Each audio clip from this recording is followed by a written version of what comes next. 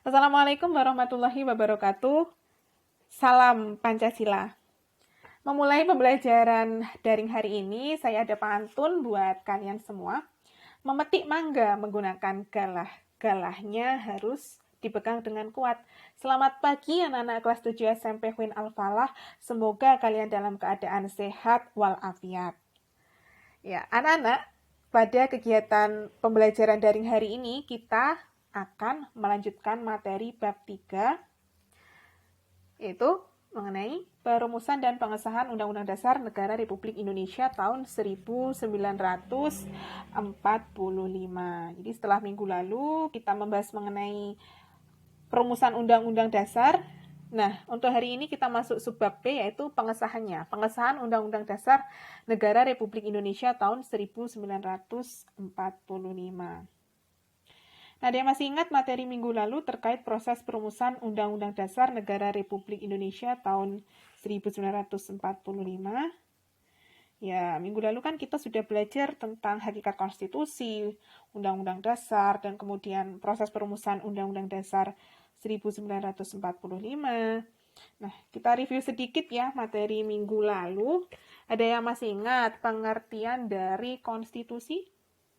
Ya, tepat sekali. Konstitusi yaitu hukum dasar yang menjadi pegangan dalam penyelenggaraan negara. Terus seperti apa proses perumusan Undang-Undang Dasar 1945?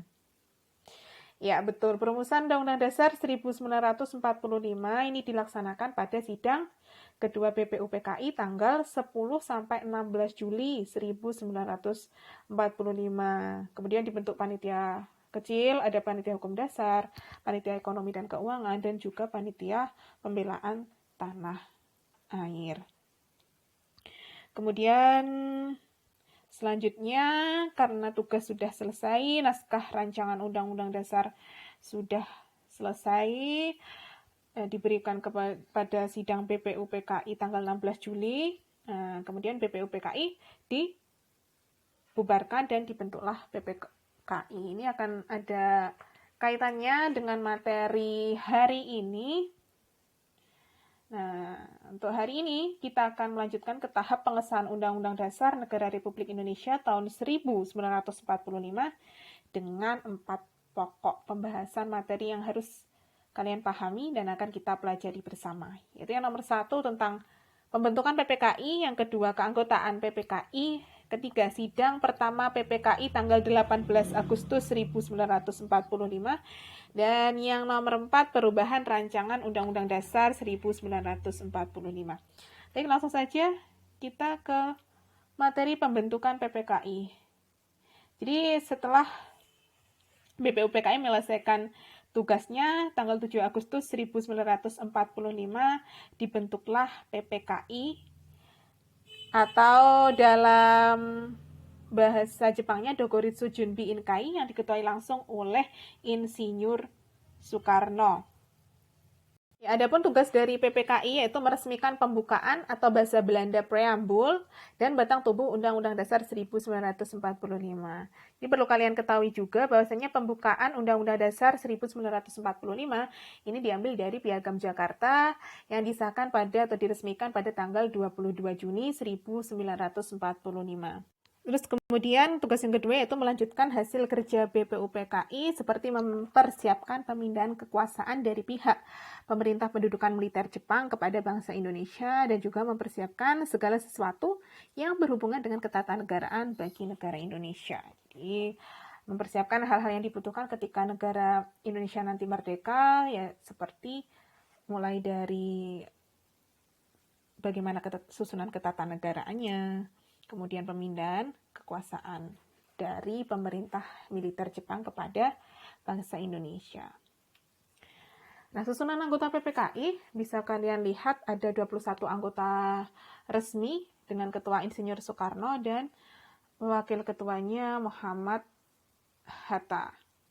Dan PPKI ini berasal dari wilayah, anggota-anggotanya berasal dari wilayah Indonesia, hampir seluruh wilayah Indonesia ada 12 orang dari Jawa, 3 orang dari Sumatera, 2 orang dari Sulawesi, 1 orang dari Kalimantan, 1 orang dari Nusa Tenggara, 1 orang dari Maluku, dan ada 1 lagi orang dari golongan Tionghoa gitu. Terus kemudian ada anggota tambahan PPKI, namun anggota tambahan ini dibentuk tanpa sepengetahuan Jepang. Jadi ada 6 anggota baru yang ditambahkan, antara lain ada Ahmad Subarjo, Sayuti Melik, Ki Hajar Dewantara, terus Wiranoto Kusumo, Kasman Singodimedjo, dan Iwa Kusuma Sumantri. Jadi ada 6 ini ditambahkan tanpa sepengetahuan Jepang. Ini menandakan bahwasannya PPKI Jepang ini tidak bisa campur tangan akan jalannya sidang PPKI ini. Seperti itu.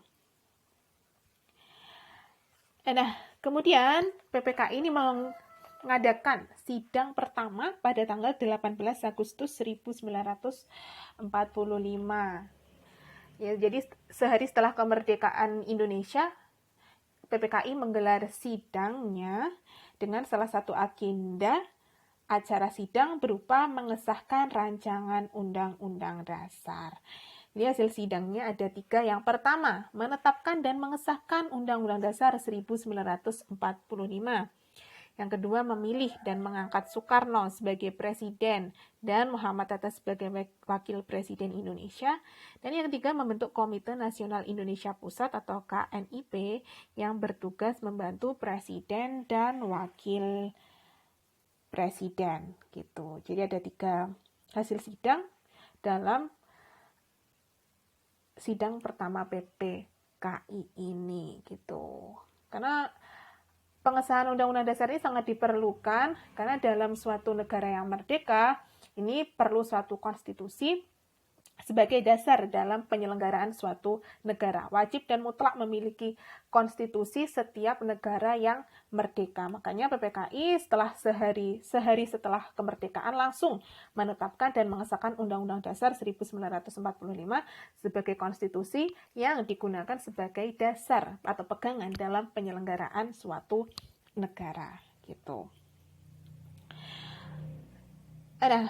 Anak-anak, dalam Undang-Undang Dasar 1945 ini terdapat perbedaan juga antara rancangan awal dengan hasil akhir Undang-Undang 1945 yang disahkan oleh PPKI. Jadi dari rancangan awal ini ada sedikit perubahan-perubahan yang dilakukan dan kemudian disahkan oleh PPKI.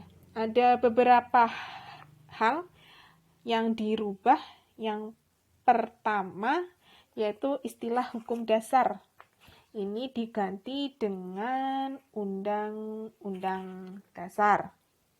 Kemudian perubahan kata mukadimah dalam Piagam Jakarta ini diganti dengan kata pembukaan. Jadi Piagam Jakarta ini menjadi cikal bakal atau diambil cikal bakal pembukaan Undang-Undang Dasar 1945. Kemudian kalimat dalam suatu hukum dasar ini diganti dalam suatu undang-undang dasar. Nah, kalimat ini yang saya maksud dalam suatu hukum dasar diganti menjadi dalam suatu undang-undang dasar, ini terdapat dalam pembukaan Undang-Undang Dasar 1945. Kalau yang pertama masih dalam Piagam Jakarta itu dalam suatu hukum dasar, rancangannya dalam suatu hukum dasar, kemudian disahkan atau hasil akhirnya diganti menjadi dalam suatu undang-undang dasar. Kemudian ada lagi rancangan dalam Piagam Jakarta.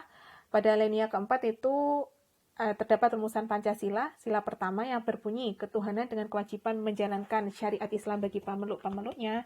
Ini diganti dengan ketuhanan yang Maha Esa. Ini diganti ya karena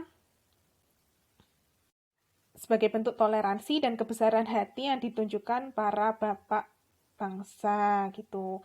Karena juga negara Indonesia merupakan negara yang beragam, jadi tidak hanya dari segi agama, budaya, suku gitu ya, tidak hanya satu, maka dirubah agar lebih mencakup semua golongan. Jadi diganti menjadi ketuhanan yang Maha Esa gitu. Terus selanjutnya pada alinea keempat juga pembukaan Undang-Undang Dasar 1945 pada ada sila kedua Pancasila yang berbunyi menurut kemanusiaan yang adil dan beradab, ini diganti menjadi kemanusiaan yang adil dan beradab. Menurutnya dia diganti. Terus pasal 6 ayat 1 di batang tubuhnya presiden ialah orang Indonesia asli yang beragama Islam, ini juga diganti menjadi presiden ialah orang Indonesia asli. Jadi yang beragama Islamnya dihapuskan. Balik lagi karena memang di Indonesia memiliki banyak agama, jadi untuk lebih umumnya atau agar mampu mencakup seluruh golongan, maka dihapuskan untuk yang beragama Islam. Jadi diubah menjadi presiden ialah orang Indonesia asli. Yaitu maksudnya seorang WNI yang sejak kelahirannya tidak pernah menerima kewarganegaraan lain karena kehendaknya sendiri gitu. Kemudian ada lagi pada batang tubuh Undang-Undang Dasar 1945 pasal 29 ayat 1. Negara berdasar atas ketuhanan dengan kewajiban menjalankan syariat Islam bagi pemeluk-pemeluknya, ini diubah menjadi negara berdasar atas ketuhanan yang Maha Esa. Ini ya karena di Indonesia tidak hanya satu agama tapi banyak agama, jadi untuk lebih mengeratkan persatuan atau mementingkan persatuan nasional, maka diganti menjadi ketuhanan yang Maha Esa dan syariat Islam bagi pemeluk-pemeluknya ini dihapuskan. Itu tadi untuk beberapa perubahan rancangan awal dan hasil akhir sidang pembukaan dan batang tubuh Undang-Undang Dasar 1945 yang disahkan oleh PPKI.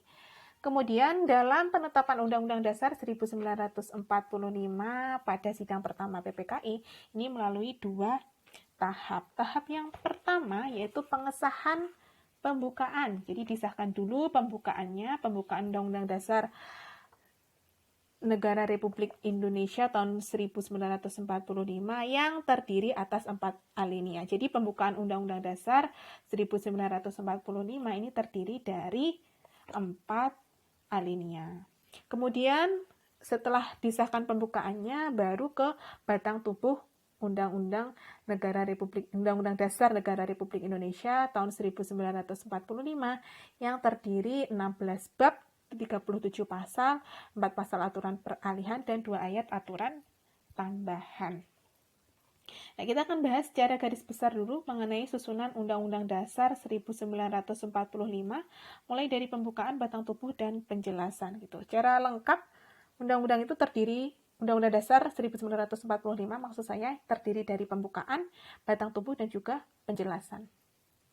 Di pembukaan Undang-Undang Dasar 1945 ini ada 4 alinea yang memuat prinsip-prinsip pokok kenegaraan, mulai dari tujuan negara, bentuk negara, rumusan Pancasila sebagai dasar negara, ini semua tercantum dalam pembukaan Undang-Undang Dasar 1945. Selanjutnya untuk batang tubuh Undang-Undang Dasar 1945, ini ada 16, terdiri atas 16 bab, 37 pasal, 4 pasal aturan peralihan, dan 2 ayat aturan tambahan. Gitu. Pada materi batang tubuh ini terdiri dari 2 bagian. Untuk pasal-pasal yang berisi mengenai sistem pemerintahan negara, ini dimuat pada pasal 1 sampai dengan 25. Mulai pengaturan tentang kedudukan, tugas, dan fungsi lembaga negara, ini ada di pasal 1 sampai dengan 25. Nah, untuk materi hubungan antara negara dan warga negara serta penduduknya, kemudian juga konsepsi negara di berbagai bidang seperti ekonomi, pertahanan, politik, budaya, keamanan, ini pada pasal 26 sampai pasal 34. Nah, secara rinci juga untuk bab per babnya, ada bab 1 itu bentuk dan kedaulatan, bab 2 majelis permusyawaratan rakyat, bab 3 kekuasaan pemerintah negara, bab 4 Dewan Pertimbangan Agung, bab 5 Kementerian Negara, bab 6 Pemerintahan Daerah, bab 7 Dewan Perwakilan, bab 8 Keuangan Negara, bab 9 Kekuasaan Kehakiman, bab 10 Warga Negara, bab 11 tentang agama, bab 12 tentang pertahanan negara, bab 13 tentang pendidikan, bab 14 tentang kesejahteraan rakyat, bab 15 tentang bendera dan bahasa, dan bab 16 yang terakhir mengenai mengatur tentang perubahan Undang-Undang Dasar. Kemudian untuk penjelasan Undang-Undang Dasar 1945 ini disusun oleh Supomo dan dilampirkan dalam Berita Republik Indonesia tahun 11 nomor 7 tanggal 15 Februari 1946. Tahun 2 maksud saya. Tahun 2 nomor 7 tanggal 15 Februari 1946. Nah, dalam penjelasan Undang-Undang Dasar ini terdapat 7 kunci pokok sistem pemerintahan negara. Yang pertama, Restat, atau yaitu negara Indonesia berdasarkan atas hukum, tidak berdasarkan atas kekuasaan belaka. Jadi segala aspek kehidupan dalam kemasyarakatan, kenegaraan, dan pemerintahan ini harus senantiasa berdasarkan hukum. Yang kedua, sistem konstitusi, yakni pemerintah berdasar atas sistem konstitusi yang bersifat absolut. Yang tidak bersifat absolut maksud saya, jadi kekuasaannya terbatas oleh konstitusi, jadi tidak bisa sewenang-wenang gitu, karena pemerintah dalam melaksanakan tugasnya dibatasi oleh ketentuan dalam Undang-Undang Dasar. Kemudian kekuasaan negara yang tertinggi ini berada di tangan MPR, terus penyelenggara pemerintah negara tertinggi adalah presiden di bawah majelis, terus yang nomor 5, presiden tidak bertanggung jawab kepada Dewan Perwakilan Rakyat. Nomor 6, Menteri Negara berfungsi sebagai pembantu presiden dan tidak bertanggung jawab kepada Dewan Perwakilan Rakyat. Dan yang terakhir, kepala negara memiliki kekuasaan tak terbatas. Itu maksudnya terbatas ya. Tidak tak terbatas itu terbatas. Sama dengan terbatas. Jadi kepala negara kekuasaannya itu terbatas. Seperti itu. Itu tadi materi mengenai pengesahan Undang Dasar Negara Republik Indonesia tahun 1945.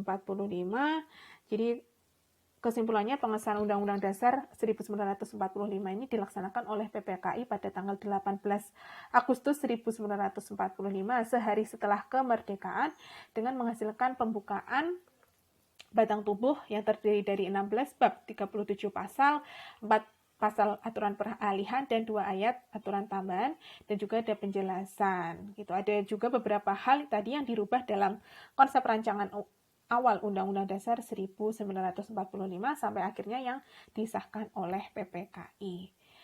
Itu tadi materi tentang pengesahan Undang-Undang Dasar Negara Republik Indonesia tahun 1945. Semoga setelah pembelajaran ini kalian lebih paham lagi mengenai materi proses perumusan dan pengesahan Undang-Undang Dasar.